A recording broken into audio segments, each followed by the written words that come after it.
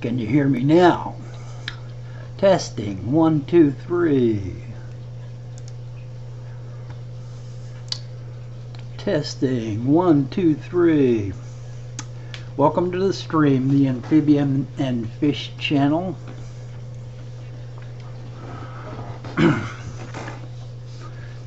Is the audio coming in all right?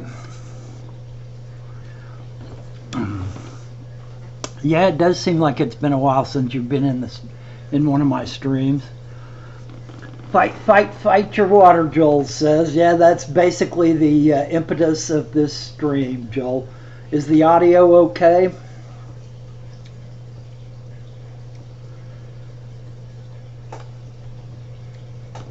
Awesome. Yeah, that's basically what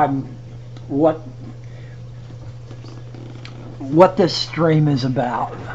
Fighting or not fighting your water.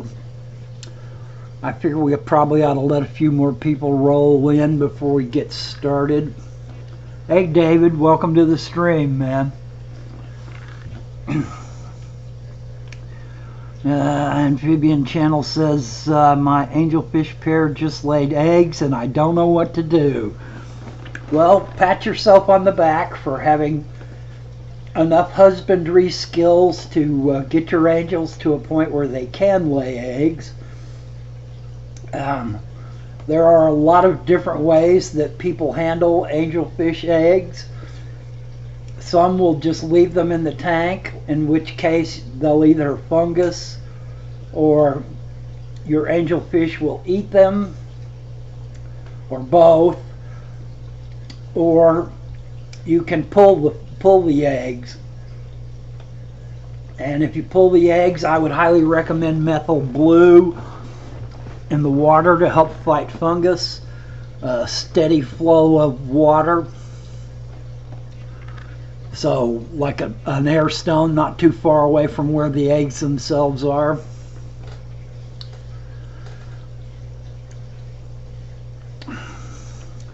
David Betancourt says, Catman, I crashed last night, been working a lot of hours lately. I know that feeling. I know that feeling, David, of spending lots of hours working. Amphibian and Fish channel says I have nowhere to put them. Well, that comes into the being prepared part. If you can move your angelfish, your parents, to another tank, then you might that might give you the possibility to go ahead and methyl blue the tank. If it's a community tank, they're probably not going to make it anyway. Even if they hatch, they'll probably get eaten by other fish. So okay, let's get into my topic here, because this is kind of a hairy topic. I see an awful lot of people, and by awful lot I mean people that I highly respect, people whose channels I watch, people who I know are great fish keepers and great fish breeders. And all of them, almost to a man, say, don't fight your water.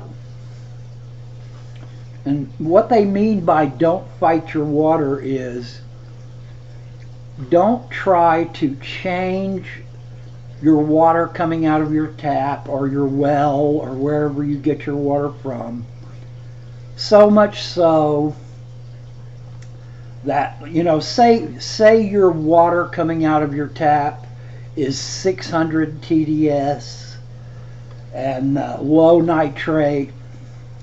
They're telling you to not try to buffer your water down if you want to keep a fish that needs to be in 300 TDS. Or, like in the case of somebody like Corey way out west, who has water that comes out of the tap at about 35 TDS, to not try to fight your water in the sense of trying to get that TDS up 150 or 250 points to keep your fish in the kind of water that they are accustomed to in the wild or in the breeder's facility. Or what don't fight your water means is don't go adding a bunch of pH down or pH up to your water just so that you can buffer it to a point where your fish will be comfortable. Because if you do that, if you buffer your water using pH up or pH down or Tums tablets or however method that you choose to buffer your water, to change it to a TDS or a pH that is more acceptable to your fish, that what will happen is it will be fine for a little while, but then it will probably pop right back down or up again. And that huge shift between the buffered water pH TDS and when it pops back up or down will cause your fish to die because they can't deal with that extreme change. Amphibian and Fish Channel says he's got to go. Thanks for stopping by, man. Good luck with those angel eggs. I hope they make it. Joel says my tap water comes out at TDS of 40, but I keep Africans and libraries, so up she goes with buffering. Salt, calcium phosphate, and Carib Sea rift sand helps hold it up. Yeah. Yeah, those are the kinds of things buffer that buffer well. You know, you could add calcium-based rocks to your tank, you know, like Texas Holy Rock or corals or those kinds of things. You can use crushed coral for a substrate. You can there are a lot of ways to fight your water. Jeremy's checking in. Thanks so much, Dwayne, for all you do. Much love, everyone. Getting ready to leave soon. Jeremy, always an honor to have you in the stream, man, for however long you can stay. I always appreciate you, man. Appreciate all you do as well. So let's talk about where our water comes from. Now, the water that we use as fish keepers probably comes from our tap, which comes from wells that the cities or the municipalities have driven into the ground to access deeper aquifers of water that are under the ground, or in some instances they come from lakes, you know, local large lakes, local large water reservoirs, or rivers. Sometimes we have the Ohio River real close by here, and my local municipality has wells driven very near the lake. They also have some driven quite a ways away from the river. I said lake earlier, river. And the water quality that you're going to get from those two different kinds of places, river water wells or deep aquifer wells, is going to be highly variable. So sometimes, like during the winter, my TDS coming out of my tap may be in the 500 to 800 range TDS because they're pulling out of those deep aquifers. And sometimes, like right now currently, it is in the 200 TDS range, which means to me that they're pulling water from very near the river, the Ohio River. And when they pull that Ohio River water in, they have to treat it a lot differently than they do those deep aquifers. So they will, for the use of human consumption, treat water in ways that is not really beneficial to our fish. Right now, my TDS is about 200 coming out of my tap, and the nitrates are well over 20 coming out of my tap, which means that if I'm having a nitrate issue in a tank, then if I do 100% water change, then I'm going to have plus 20 on my nitrate reading, even with a complete water change. So if I've already got a 40 on my nitrate reading in the tank, and I change half the water out, I'm still going to be real close to 40 because of the high nitrates in my tap water. And yes, Joel mentions this stream has inspired me to right now retest my tap water.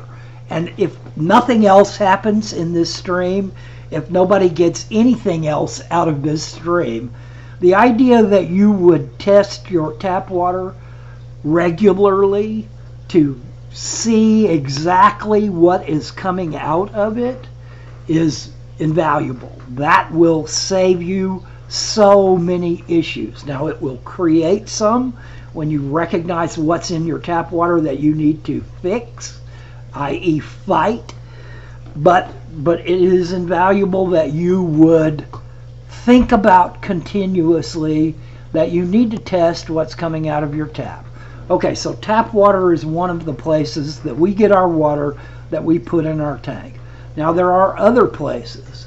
A lot of people have wells that are on their property that have been drilled for their use only, and well water comes out usually very steady. You're into a deep aquifer or a fairly deep aquifer that's under the ground, that's being filtered by limestone rock, by the sediment rock around it. It's going to give you usually a hard water, high TDS, with very low nitrates or nitrites. Kim Sodas Aurelius, welcome to the stream, and woohoo, live stream that motivates action is good. Yeah, I'm all about the action, man. I'm all about trying to give you guys reasons to get engaged, reasons to think about your hobby in different ways, things that will motivate you in the hobby. I'm not the greatest fish keeper in the world. I'll readily admit that, but I have had a lot of experience going through a lot of the issues, and so I feel like I've got some knowledge to pass on. But if anything else, motivation is one of the keys to why I do web streams. So, okay, if you've got well water, you may think that you're in the clear, that you don't have any issues with your water, that the nitrates are not going to vary very much, that the nitrites are not going to vary very much, that your pH and your TDS are not going to vary very much. But if you will clearly check or have your well water tested, there are also a lot of issues that are possible with well water. Well water can become tainted. It can become full of certain types of bacteria that are, while not really harmful to human beings, are highly detrimental to your fish. So even well water, as stable and as valuable as it is, also needs to be tested regularly to find out if there's something in that water that may be killing your fish. Now, you may not test it right away, and you may start having issues with your fish, well, always consider that the well water has something in it as a possible reason for having issues with your fish. So yes, your fish may be the canary in the coal mine when issues come up with your well water. Now, a lot of people collect rainwater to use in their fish tanks. In Sergeant Tank's stream, there was mention of elder gentleman, someone's grandfather, that 40 years ago kept a fish in a greenhouse with rainwater as the main source of his water. And while rainwater is a very good potential source of low TDS water, it is also quite possible, if you live in a metropolitan area, or if you live in a downwind area of a highly industrial area, that your rainwater can contain great deals of heavy metals. It can contain a lot of contaminants that will affect your fish badly. So even rainwater in this day and age, unless you live in a rural area that's not near any large highways or any manufacturing, then you might get away with just using filtered rainwater. And I think you will find that most people that collect rainwater for use run it through a filtration system, a sediment filter and a carbon filter to collect a lot of the heavy metals. But really, it takes a DI unit, a deionization unit, which is often part of an RO-DI setup, to remove all heavy metals from water. Okay, Kim Sodas asks, should we test hot water separately from the cold? And yes, I actually have a video about this very thing. Hey Danny, welcome to the stream. Hey Guppy Crib, welcome to the stream. A lot of times, if our hot water heaters are older, they have built up a great deal of calcium sediment. If you live in an area that has high TDS water coming out of the tap, then the process of heating water for hot water will chelate a lot of those calciums and minerals that are in the water to the bottom of the tank. Most of our hot water heaters are set up with an intake at the bottom of the tank to keep from drawing cooler water at the top of the tank as it comes in. So the lift tube goes to the bottom of the tank, hot water tank, so that it picks up continuously heated water as opposed to picking water right off the surface. And you will find that the TDS from your hot water tank in a situation where there's a great deal of calcium and mineral buildup in the bottom of that tank will run as much as 200 points TDS higher than your cold water coming out of your tap will. So yes, always test the TDS at least of your hot water. Turn the tap on completely hot, collect some water, and check it with your TDS meter, and you will find that it is almost always higher in TDS than your cool water coming straight from the tap is. Okay, Joel is talking about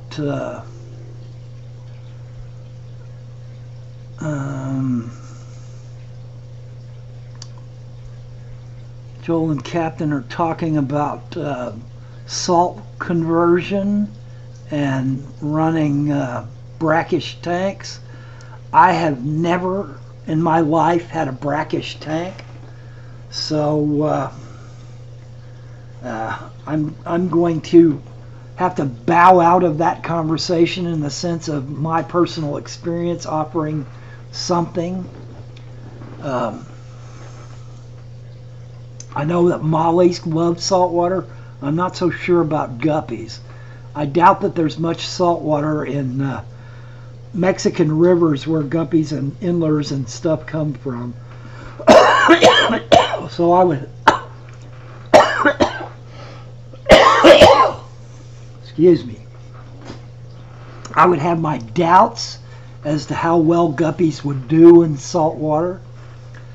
Any fish can be slowly adjusted to different kinds of waters, but always keep in mind that if you have adjusted your fish to near full salt or full salt, that it has changed the osmotic process by which fish expel water from their bodies. There's an osmotic process where fish expel excess water from their bodies, and it will change how they do that. They will change how that process functions.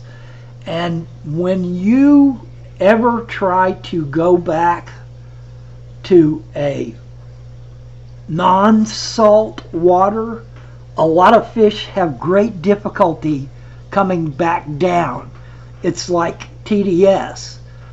Fish always have an easier time adjusting to a higher TDS than they do a lower TDS. And it's the same processes that are being Kim Sodas, a lot of people and several of the people that frequent this live stream have begun to regularly bleed off the bottom of their hot water tank.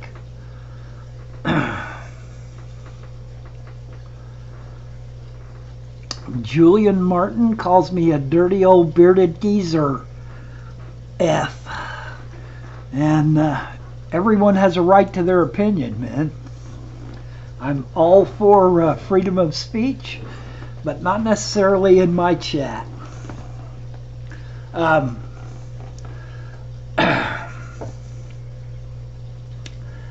So, me getting back on topic. We've talked a little bit about where the water that we get out of our taps or wells or rain barrels comes from. Let's talk about the water that our fish get. Where does the water that our fish live in come from?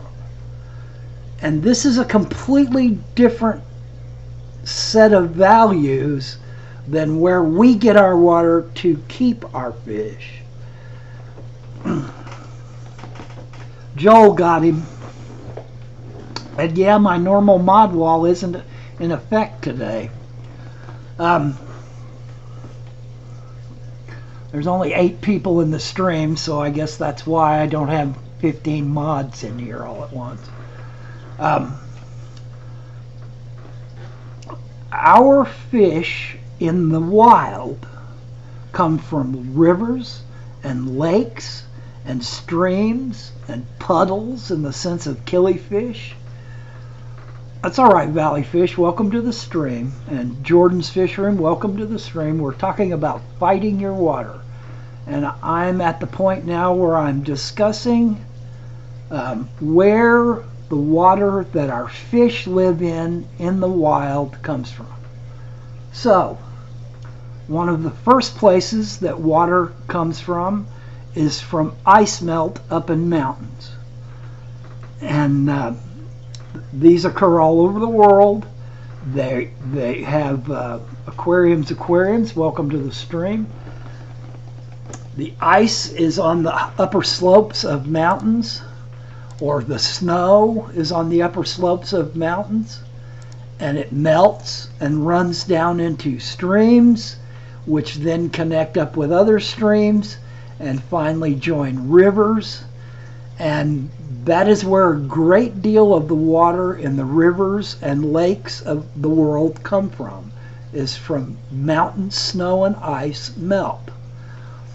And I would tell you that if you take some of that ice and some of that snow off the mountains in Peru and test it, the TDS of that water is extremely low. There is very little hardness in snow and ice, and also in rain. There is very little TDS because all of the minerals have been released by the process of evaporation and by the filtering of the clouds and by them being brought back down to earth by their natural processes. So you're dealing with a very, very, very low TDS, ice, snow, and rain that is coming down and becoming our rivers and our lakes and our streams where these fish live. And yes, these things, the streams will cross over rocky areas and they will pick up minor amounts of TDS that they leach out of rocks.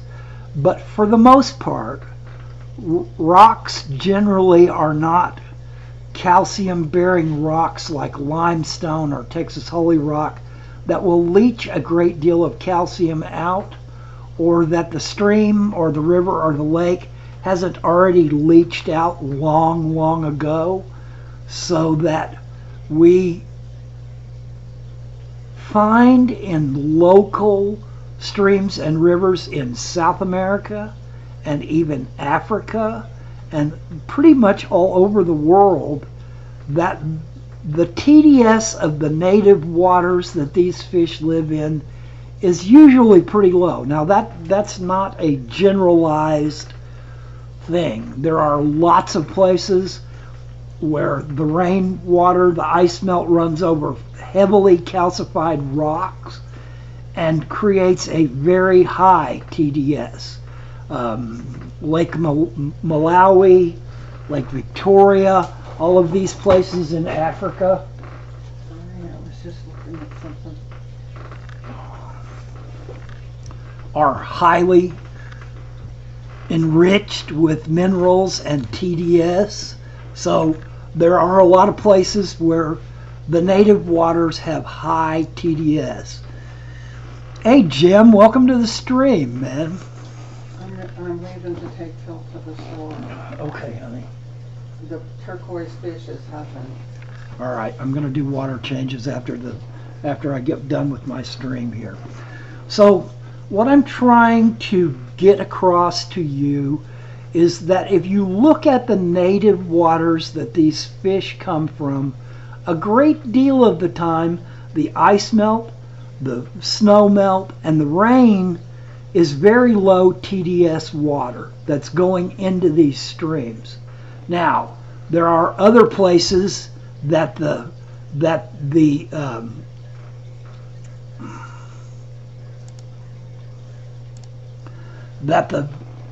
water comes from. Deep aquifers can cause springs, and natural springs create a great many of the streams, lakes, and rivers that we get our native fish from. Now these, the natural aquifer is usually filtering through a lot of different kinds of rocks, a lot of different kinds of substrate, and they will tend to be high TDS. So if you get your water from, if you get your fish from an area that has a natural aquifer stream that is creating the water flow,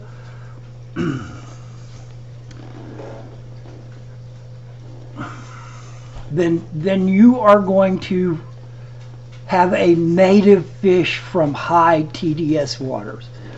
So the reason that I'm bringing these issues up is to try to get you to understand that there are instances where fighting your water is potentially good for your fish, and it's how you go about fighting your water.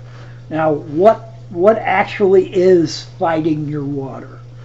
You can say that adding dechlor to your water coming out of your tap is actually fighting your water, because your water has chlorines in it. You don't need chlorines for your fish. They're very deadly. So you're in effect fighting your water out of your tap by adding dechlor to it. Now, a lot of us use RO water for certain instances of our fish. And RO water is, in a sense, fighting your water. In Corey's case, he's got a wonderful steady TDS of about 32 out there where he lives, his local water. And he subscribes to the idea that he wants his fish to adjust to what his water is, as opposed to him adjusting his water to what his fish want. And while I agree wholeheartedly with that strategy and with that area of expertise that he has developed, I would also suggest that Corey adds crushed coral to his African tanks, and that he fights his water, in a sense, in a lot of different ways too. I've not seen him use RO because, in a lot of senses, water that is that low in TDS isn't really needing a lot of RO treatment because there's not a lot of minerals to remove. Of course, he may have a sudden instance of new heavy metals in his local tap water. And in that instance, I would tell him that he probably needs to fight his water. Okay, so what do I recommend as the necessary tools to deal with your water and how to fight your water, or how not to fight your water?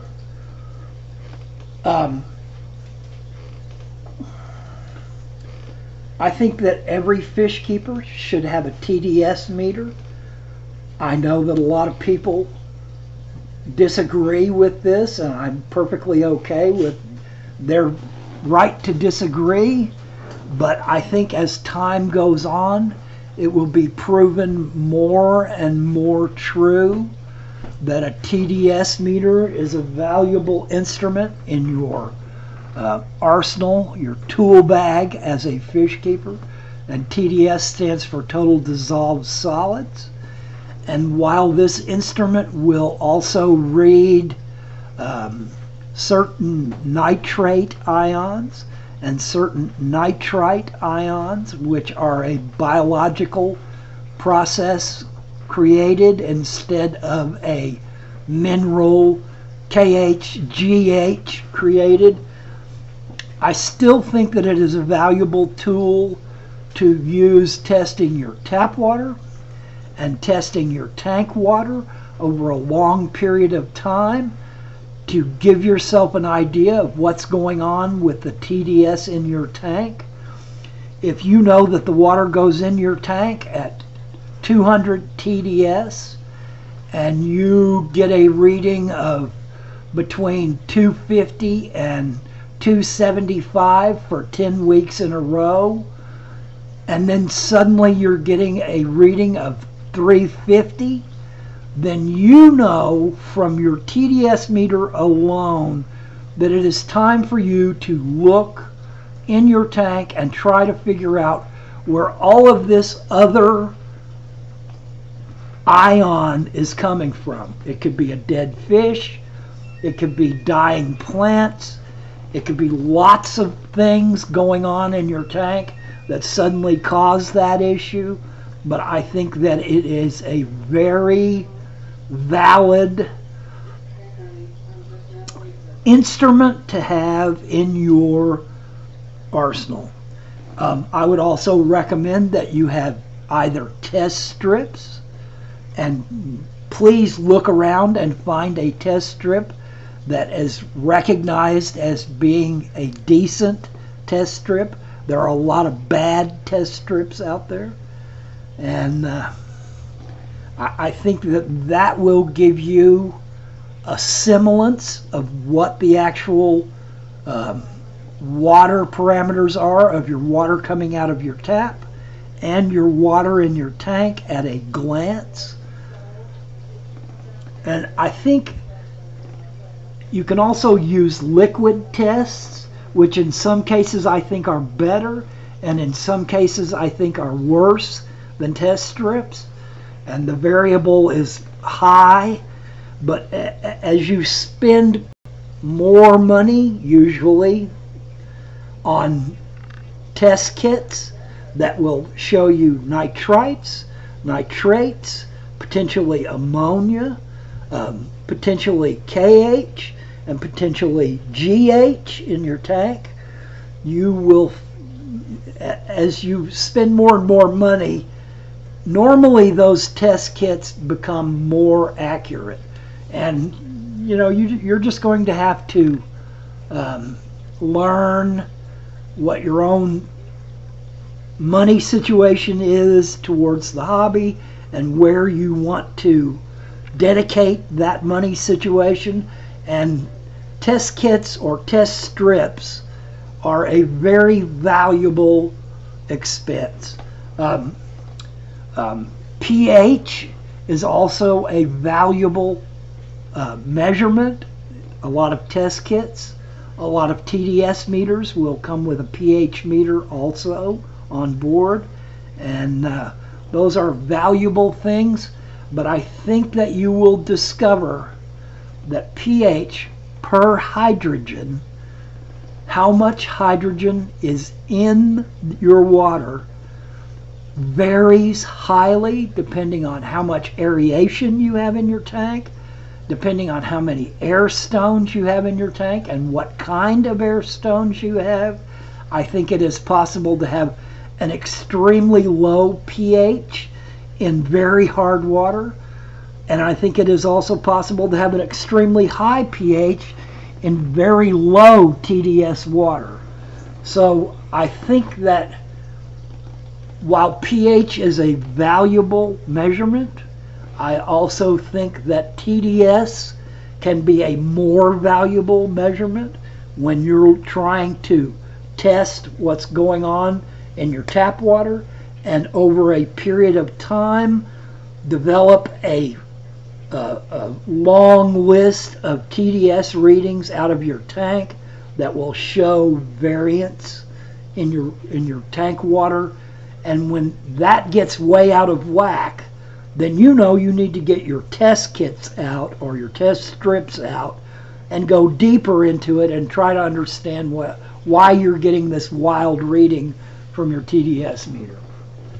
So, how do we fight our water? Captain, you'd love a TDS meter if you got one, man. You'd see exactly how valuable it was if you had one. They're like $10 on one. Don't tell me you can't spend $10 on your...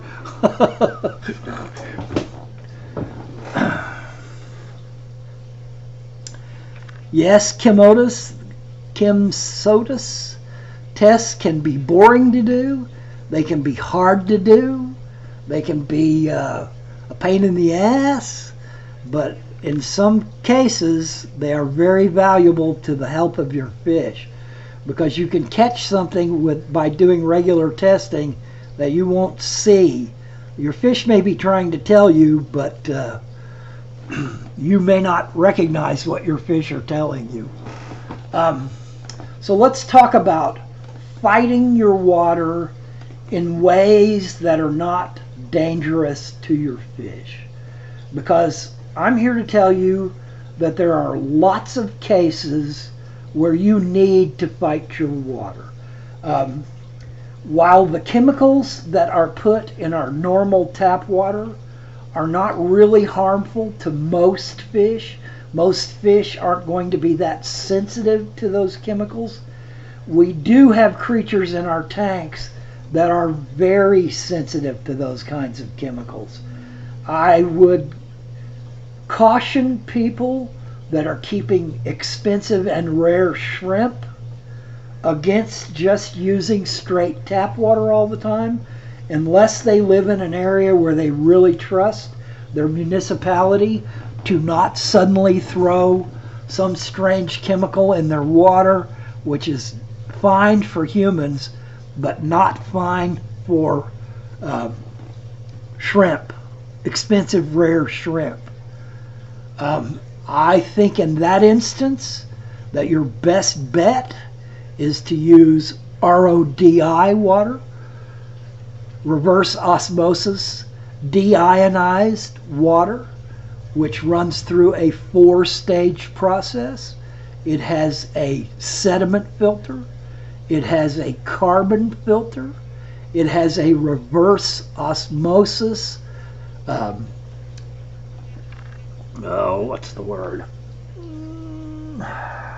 membrane, and then it goes through a DI filter that will take ions out of the water that are representative and part of heavy metals, so that it filters it out. In this day and age, there are a great many drugs that end up in our water supplies, and those drugs are not good for our fish.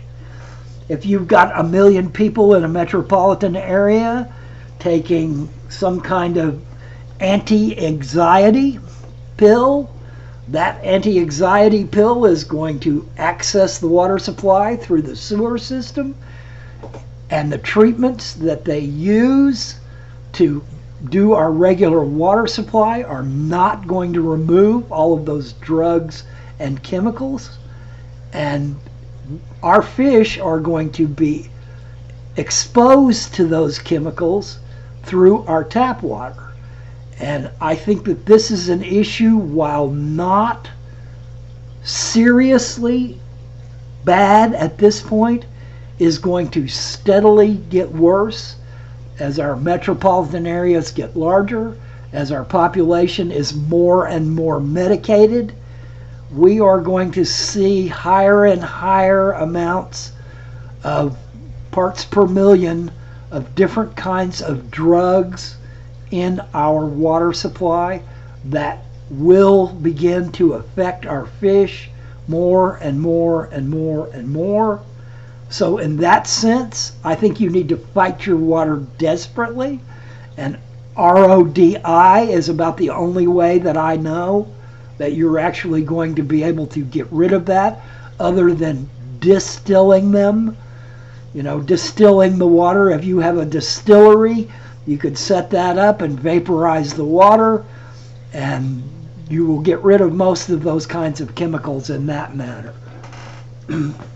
So RODI is an excellent way for us to fight our water that comes out of our tap. If we have high TDS water and we need to raise fish that won't thrive or breed in lower TDS water, we can either use RO water and remineralize it using minerals and powders and liquids that come from stores, where you remineralize the water. You add a certain amount of KH, you add a certain amount of GH back into the water, and then the water meets the needs of the fish that you're using it for, or the shrimp that you're using it for. And that is an effective way to fight your water. Now, if you have water that's just a little bit high TDS and you need to lower it slightly for your fish to be able to breed comfortably or for your fish to be able to thrive, then you can do things like add driftwood to your tank. Driftwood will, by nature, lower the tanks. Kim Sodas asks, wouldn't those medicines, etc., be in the wastewater, not in the incoming water? Kim Sodas, I highly suggest that you check out this area, that you research it greatly. There are higher and higher parts per million of all different kinds of medication coming back in the incoming water. So you can use driftwood to steadily lower TDS and pH of water. You can add plants to tanks, and plants will by nature lower the TDS. They will extract calcium and minerals from the water for their growth. They will extract calcium and minerals from the substrata at their root feeders for their growth. And these two things, plants and driftwood, will steadily lower the TDS in your tank. You can also add leaf litter or Indian almond leaves, or in my case, magnolia leaves.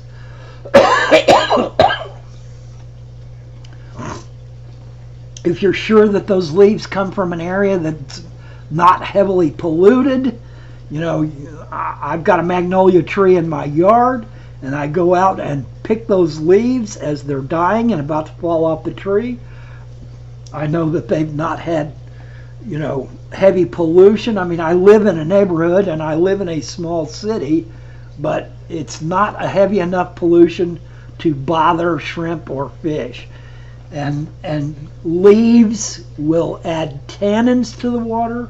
Driftwood will add tannins to the water, and these tannins will reduce the pH, the TDS, and the KH and the GH in normal tap water that will allow your fish to be comfortable and breed.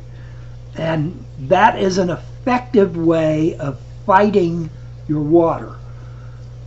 By the same token, if your area of interest is African cichlids, and you're living in an area that has 30 to 200 TDS, and you need to get that TDS up to as much as 800 for some African cichlids, then you can go another way. You can add crushed coral. You can add highly calciated rocks, which will leach into the water. You can add tums. You can add, there are any number of ways to add calcium to your water that are not going to immediately drop back down again. Any kind of chemical that you use that calls itself a buffer is going to come out of the water, and how quickly it comes out can be deadly to your fish. If your TDS or pH,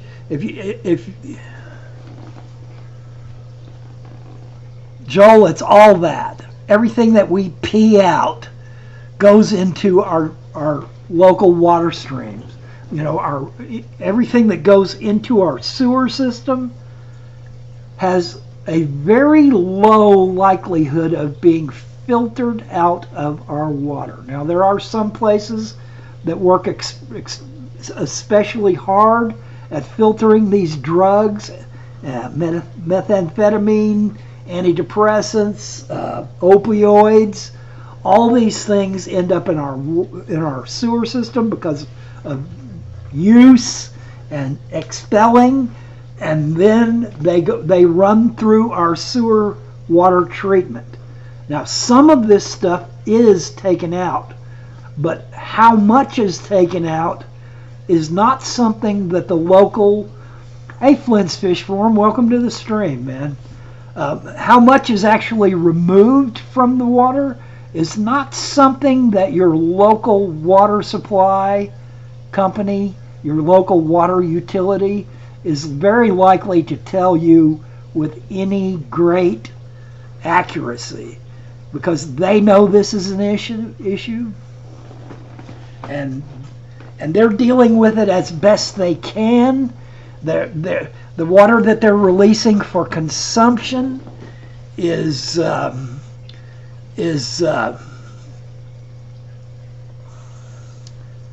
okay for human consumption, but how much Viagra do you think is going to be good for your fish? How many parts per million of Viagra in your tap water that goes into your fish tank do you think is going to be good for your fish?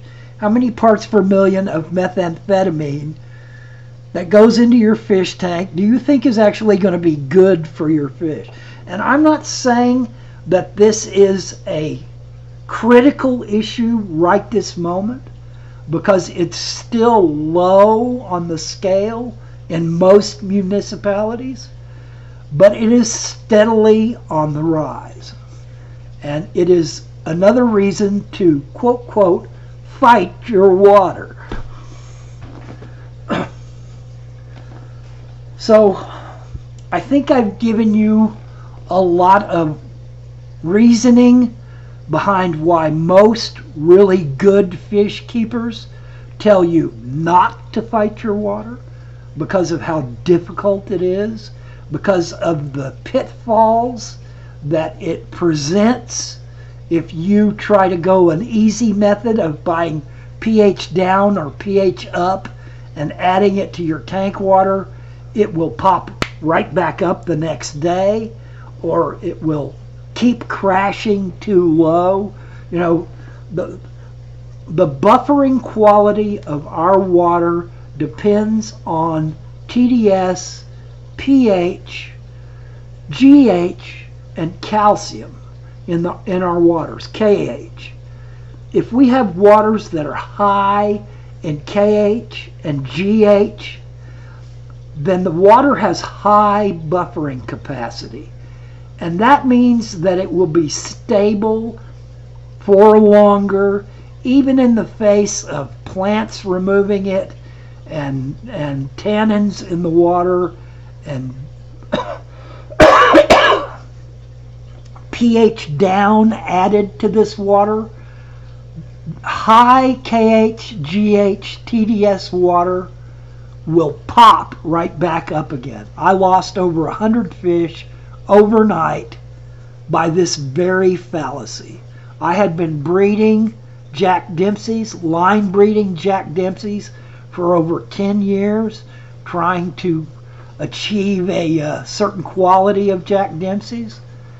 And I moved from Texas, which has pretty high TDS water, to Indiana, which has very high TDS water normally, and like in the 800s.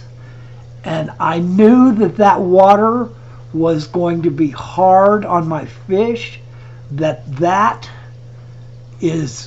was going to be detrimental to their well-being. And so I mixed half water that I had brought from Texas in my 40-gallon totes that I had brought my fish with. I mixed half of that water with half of the tap water, and my pH and my TDS were still so high that I added buffer, pH down, to my water, and got it to a place where I felt like that the fish would be okay. And I added over 100 fish into that 150-gallon tank, because I just had no way to set up all the other tanks immediately. I basically got one tank set up and running to transfer my fish to, and I added pH down. The next morning, almost every fish in that tank was dead, because that pH buffer, even though it was holding it down, it popped straight back up in the middle of the night and killed several of the fish, which of course caused a domino effect with over 100 fish in a 150-gallon tank, and I lost almost all of them. I lost every Jack Dempsey that I had bred all those years. So I'm trying to tell you that when people tell you not to fight your water, that it is exceptionally true, that it is phenomenally important for you to understand how to fight your water, and not adding quick fixes to your water is one of the best ways to not fight it, because highly buffered water will shake off that pH down in a matter of hours and kill your fish. All right, guys, we're getting towards the end of the hour. If you guys have any last minute questions that you'd like to add, I appreciate you guys coming out and spending your Saturday with me, Saturday afternoon. I know David Betancourt said that they were on deck. I assume that means that they will be running a live stream after this one ends or thereabouts. I just want to impress upon you the fact that fighting your water can be very bad, and yet there are going to be instances where if you don't fight your water, then your fish will suffer for it. And what is meant by fighting water can be open to interpretation. You know, in a sense, adding dechlor to water could be called fighting your water, because you are adjusting the water that comes out of the tap. By the same sense, using RODI water could be, in a sense, fighting your water. But I think it's a very valuable tool in this day and age of fish keeping. So, all right, guys, I'm going to close down the stream. Once again, thanks for coming out. Thanks for spending some of your Saturday with me. I sure appreciate it. Good luck, YouTube.